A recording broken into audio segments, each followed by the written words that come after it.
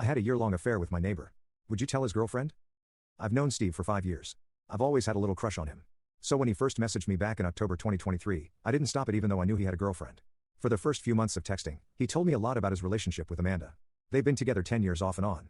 They don't live together and don't have any kids together, but they do each have their own children from previous relationships.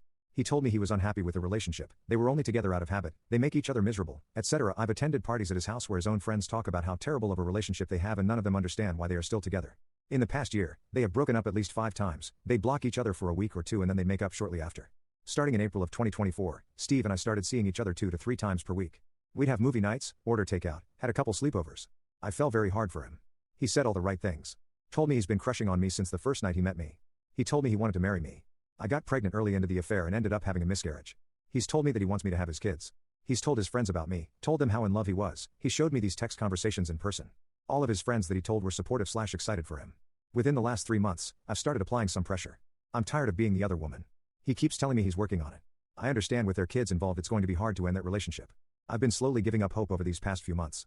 Last night I finally decided I've had enough and ended it. In telling my best friend about this, she suggested I tell Amanda. I personally don't think it would be worth it. I'm sure she's aware of the problems in her relationship. She has chosen to stay for 10 years. So asking here for advice, if you were in my shoes, would you tell Amanda? And if you were Amanda, would you want to know?